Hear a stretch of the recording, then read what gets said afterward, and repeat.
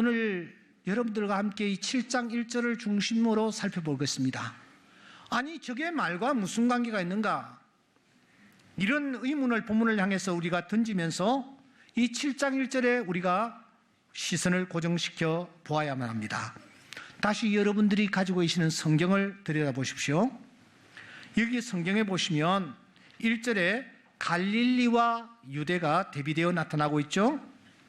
그런데 놀랍게도 예수님은 갈릴리 땅은 다니십니다. 유대 땅은 다니려 하지 아니하십니다. 어떤 땅은 선호하시고 어떤 땅은 외면하고 계십니다.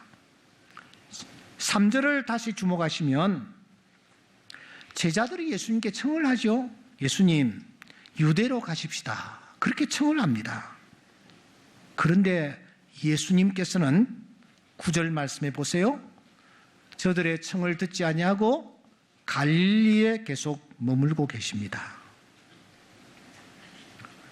이스라엘이라는 나라는 여러분 그렇게 큰 나라가 아닙니다. 우리나라 한반도의 10분의 1 정도가 되는 자그마한 나라입니다. 그런데 여러분, 예수님은 남쪽 유다 땅에는 가시려고 하지 않습니다. 기피하십니다. 기피하셨다라는 것은 유대 땅을 기피하셨다라는 뜻이 아닙니다. 그 속에 그 유대 땅에 살고 있는 사람들을 기피했다라는 뜻입니다.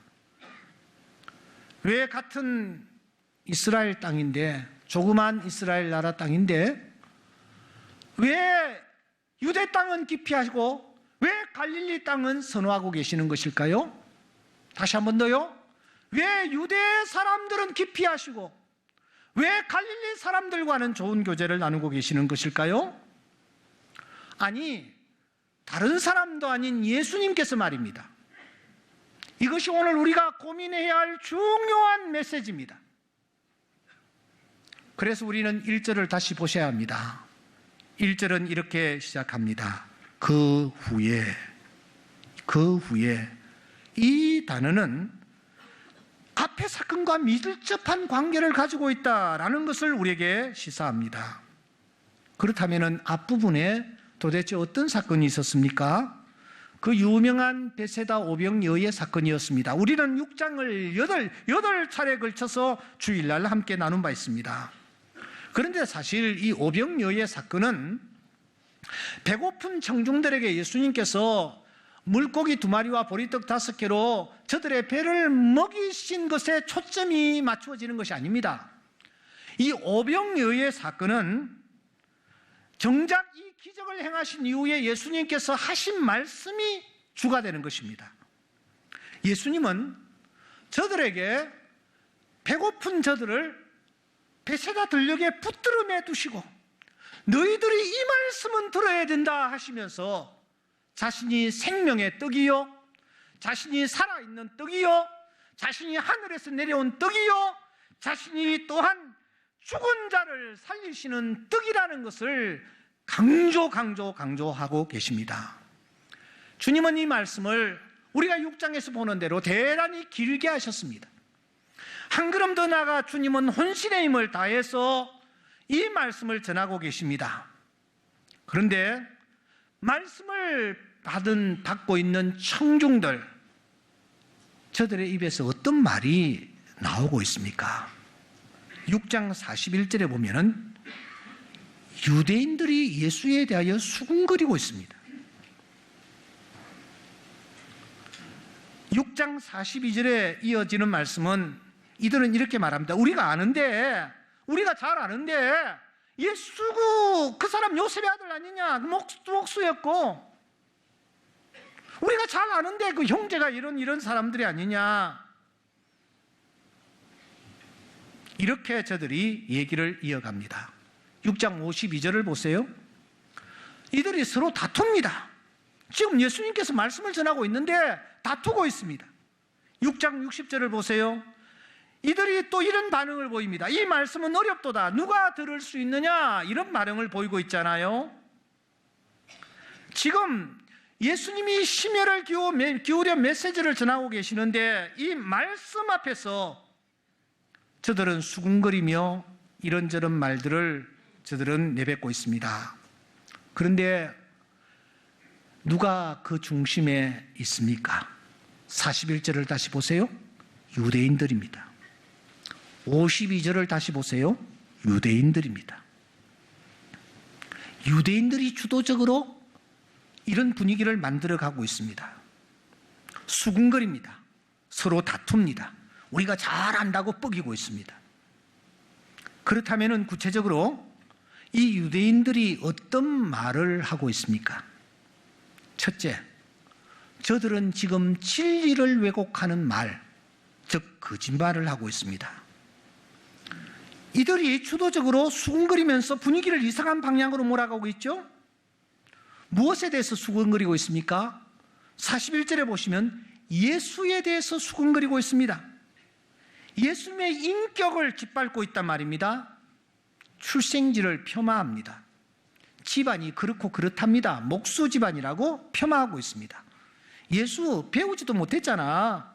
출신지가 저 나사렛에서 무슨 선한 것이 날 수 있단 말인가? 이렇게 폄하하며 말씀을 전하는 예수님을 흠집내고 있습니다. 한 걸음 더 나아가 저들은 예수님이 하시는 말씀에 대하여도 수군거리고 있습니다. 61절 수군거림으로 끝나지 않습니다. 66절에 보시면 사람들을 충동질하여 예수님 곁을 떠나가게 이간질하고 있습니다. 주님은 계속해서 자신이 하늘에서 내려왔다고 말씀하셨습니다. 주님은 자신과 하나님이 아버지와 아들과의 관계라고 강조하고 계십니다. 그런데 이 유대인들 보십시오. 저들은 우리가 다 안다 이렇게 하면서 주님이 하늘에서 내려오지 않았다라고 주장하고 있습니다. 이런저런 이유와 근거를 들이대면서 자신들의 말이 참임을 교묘하게 위장하고 있습니다. 하지만 저들의 말은 진실이 아니었습니다. 거짓이었습니다. 한마디로 예수에 대해서 하나는 알고 둘은 알지 못하는 그런 거짓을 내뱉고 있는 것입니다. 67%의 지지율을 끝까지 유지하면서 참 부럽습니다. 미국 오바마 대통령이 퇴임을 했습니다. 그가 1월 11일입니까? 마지막 퇴임 연설은 제 가슴에 크게 와닿았습니다. 그는 연설 중에 이렇게 말한 바 있습니다. 우리 각자는 미국 소설 속 위대한 등장인물의 하나인 애티커스 핀치의 충고에 유의해야 합니다. 애티커스 핀치는 이렇게 말했습니다. 당신이 그의 피부에 들어가서 그곳을 그릴 때까지 그 사람의 관점에서 사물을 생각하기 전까지는 진실로 그 사람을 이해하지 못한다는 사실을 인정해야 합니다. 피부 속으로 들어가 봐야 된다는 거예요. 피부를 밟아봐야 한다는 것입니다. 그래야 그 사람에 대해서 제대로 알고 말할 수 있다는 것입니다. 바울 사도는 그래서 에베소 교회에 편지하면서 거짓을 버리고 각각 이웃과 더불어 참된 것을 말하라고 말합니다. 왜냐고? 우리가 지체가수로 되었기 때문입니다. 밤모습의 요한이 천국을 보았습니다. 그리고 또 지옥을 보았습니다. 불과 유황으로 타고 있었습니다. 어떤 사람이 들어가는가 하고 살펴보니까 거짓말하는 자들이었습니다. 왜냐고요? 마귀는 거짓말쟁이요 거짓의 아비였기 때문입니다. 유대인들은 우리가 아는데 내가 아는데 하면서 거짓말을 지금 퍼뜨리고 있는 것입니다. 저들은 이런 일을 하고 있었습니다. 둘째, 저들은 은혜를 저버리는 말, 즉 무례한 말을 하고 있습니다. 우리 예수님은 배고파 굶주린 저들을 불쌍히 여기시는 마음을 가지고 저들의 육적인 배를 채워주셨습니다. 여기서 끝나지 않았습니다. 우리 주님은 혼신의 힘을 쏟아 하늘 양식, 생명의 양식을 저들에게 공급해 주셨습니다. 이 얼마나 큰 은혜요 사랑입니까? 그런데 이 큰 은혜를 입은 이후에 저들은 안면을 완전히 바꿉니다. 뒤에서 뒷담화를 하면서 예수님을 폄하합니다. 무례하기 그지없는 말들을 거침없이 내뱉고 있었습니다.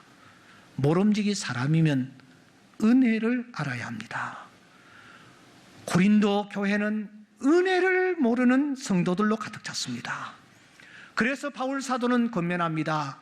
우리가 하나님과 함께 일하는 자로서 너희를 권하노니 하나님의 은혜를 헛되이 받지 말라고요. 그가 아무리 천사의 말을 한다 할지라도, 옳은 말을 한다 할지라도 사랑이 없으면 아무 소용이 없습니다. 사랑이 무엇입니까? 바울은 말합니다. 무례히 행치 아니하는 것이 사랑이라고 말하고 있습니다. 여러분, 부모가 자식들을 향하여 던지는 말은 제가 생각할 때 대부분 다 옳은 말이라고 생각합니다.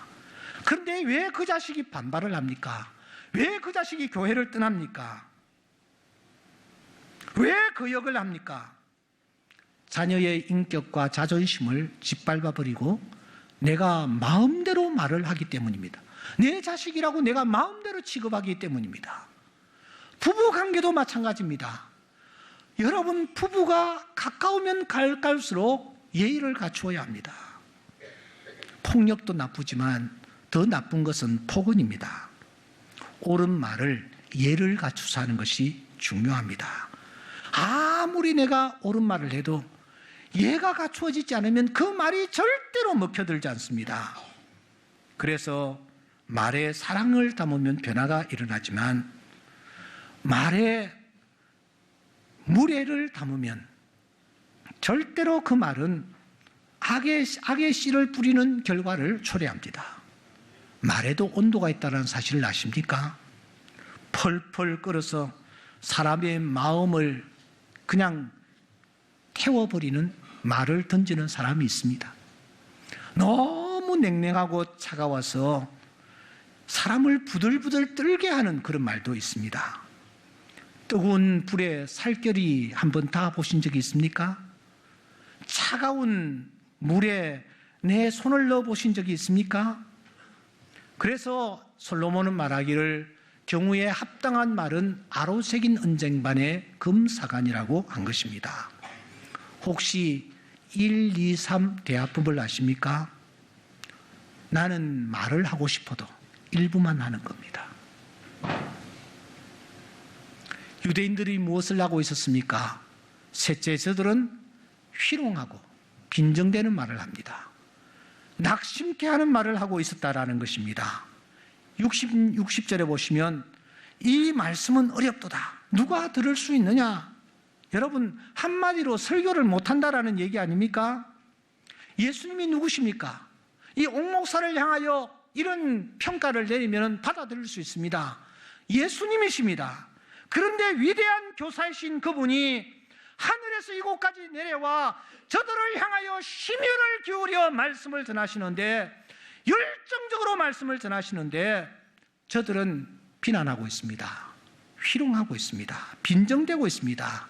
이 얼마나 낙심케 하는 말입니까? 태도입니까? 야, 당신 머리에서 어떻게 그런 생각이 나와? 이런 것.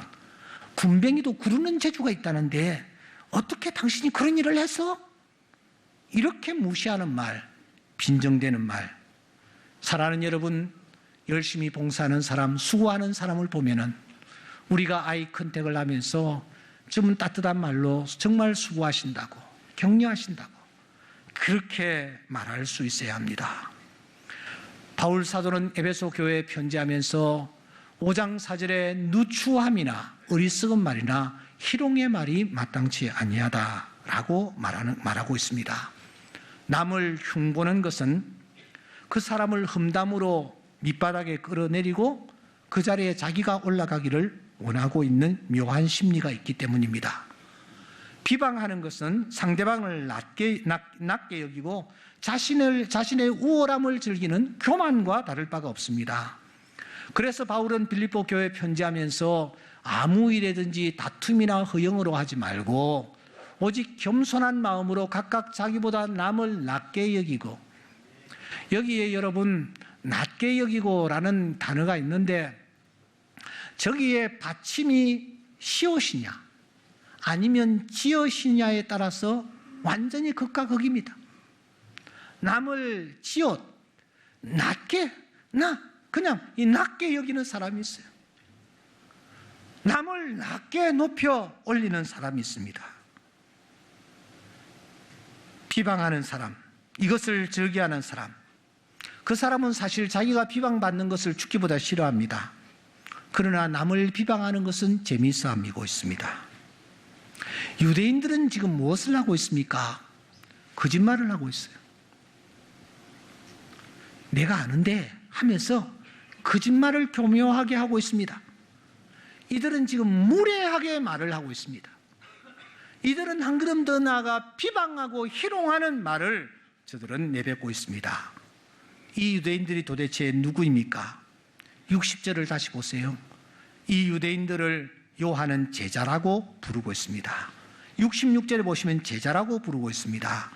왜 요한이 이 사람들을 제자라고 갑자기 호칭하는 것일까요? 12제자를 뜻하는 것이 아닙니다. 당시 하나님을 스스로 잘 경외한다라는 중직자, 믿음이 스스로 좋다고 착각하는 자, 오래 하나님을 경외해 온다고 생각하는 자, 그래서 공동체에 영향을 미치는 사람, 소위 당시 랍비, 선생, 이 사람들이었음을 요한은 강하게 시사하는 것입니다. 이들이 지금 거짓과 무례와 희롱의 말로 예수님과 청중들 사이를 갈라놓습니다. 한 걸음 더 나아가 바로 이들이 가룟 유다를 잉태하고 있습니다. 한 걸음 더 나아가 결국은 이들이 예수를 십자가에 못 박아 죽여버리고 만 것입니다. 그러므로 거짓말이 예수를 십자가에 못 박았습니다. 무례한 말이 결국 예수를 십자가에 못 박았습니다. 희롱의 말이 결국 예수를 십자가에 못 박아 버린 것입니다. 그래서 주님은 이런 저들을 어떻게 대하고 계십니까? 7장 1절 다시 한번 읽겠습니다. 시작. 그 후에 예수께서 갈릴리에 다니시고 유대에서 다니려 아니하심은 유대인들이 죽이려 함이르라. 예수님께서는 유대 땅을 기피하십니다. 그렇게 거짓말하고 그렇게 무례하게 말하고 그렇게 비방하는 저들을 외면해 버리십니다. 명절 때가 되었지 않습니까? 어쩔 수 없이 주님은 유대로 올라가셔야만 했습니다. 왜냐하면 그곳에 예루살렘에 있었기 때문입니다. 하지만 예수님께서 그 예루살렘에 오래 머무신 흔적이 없습니다. 자식들이 명절이면 어쩔 수 없이 고향에 찾아 부모님을 만납니다만 친척 울렁증에 스트레스를 받은 이 자녀들이 이 며느리가 어떤 이유를 붙여서라도 한시라도 빨리 그 고향 집에서 빠져나오고 싶어 하듯이 주님이 그런 심정이셨던 것 같습니다. 그러면서 주님은 반대로 사역의 대부분을 갈릴리 쪽에 머무십니다. 갈릴리 사람들과 동고동락하시며 그 사람들이 병들었을 때 찾아가고 그 사람들이 배고플 때 먹이고 그 사람들과 함께 교제하는 그런 시간을 가지시면서 그들이 병들었을 때 병을 고쳐주시고 그들과 사랑을 나누시는 이런 일들을 감당하신 것입니다. 왜 그러셨을까요? 6장 14절입니다. 그 사람들이 예수님을 보고 이렇게 말합니다. 참으로 세상에 오실 선지자이십니다. 그들이 예수님을 향하여 6장 68절 이렇게 말합니다. 주여 영생의 말씀이 주님께 있습니다. 우리가 누게로 가오리까? 갈릴리 사람들은 유대 사람들과 달랐습니다. 유대인들처럼 잘난 체 하지 않았습니다. 예수님을 폄하하거나 말씀을 앞에 놓고 이러쿵저러쿵 하지 않았습니다. 거짓을 말하지 아니했습니다. 저들은 유대인들처럼 예수님 앞에 예의 없이 행동하지 않았습니다. 저들은 예수님 앞에서 예수님의 말씀에 비난을 하거나 희롱의 말을 하지 않았습니다. 예수님이 하시는 일 앞에서, 예수님이 하시는 말씀 앞에서 저들은 이렇게 고백하는 것입니다. 주님, 당신이야말로 우리가 그렇게 기다리던 메시아이십니다. 생명의 떡이십니다. 우리의 표대이십니다. 하면서 주님을 격려합니다. 주님을 최고로 높여 올립니다.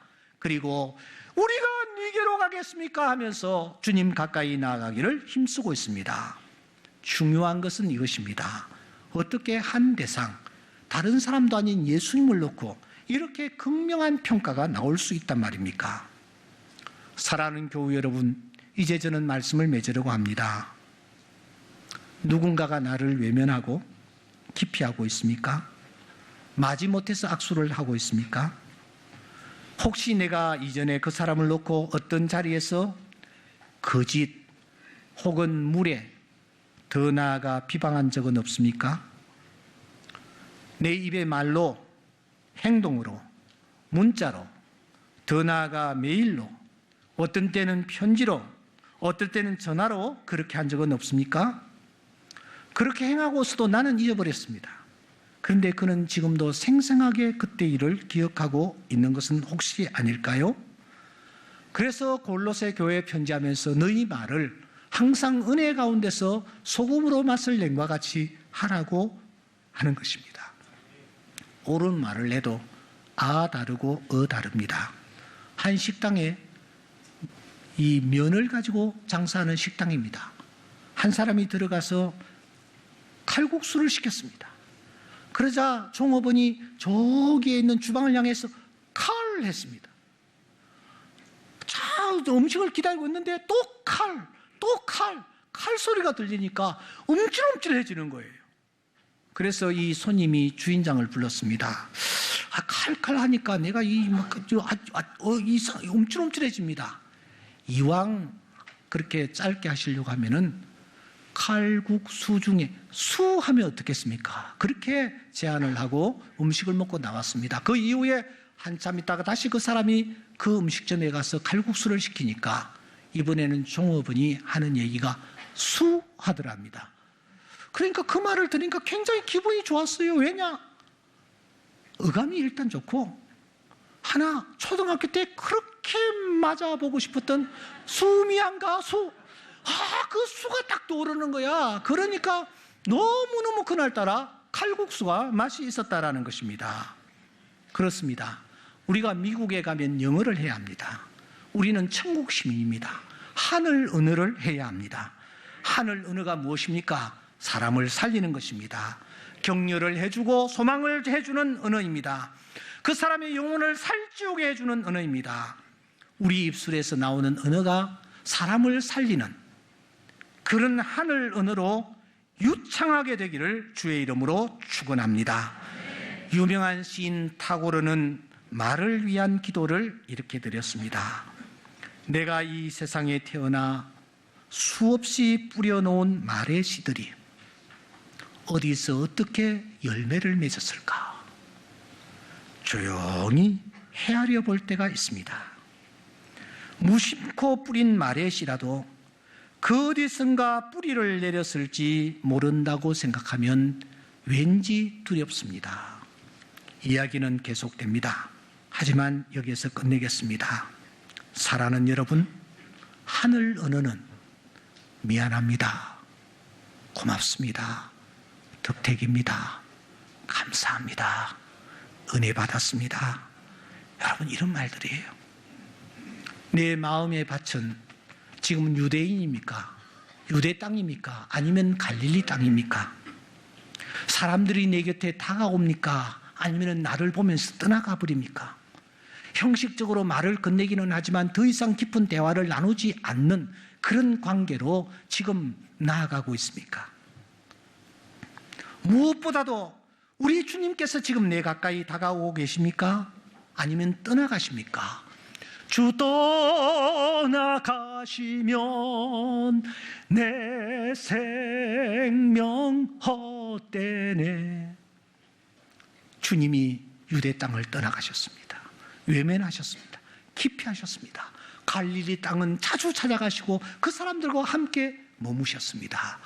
우리의 마음의 밭이 갈릴리 땅이 될 수 있기를 주의 이름으로 축원합니다. 기도드리겠습니다.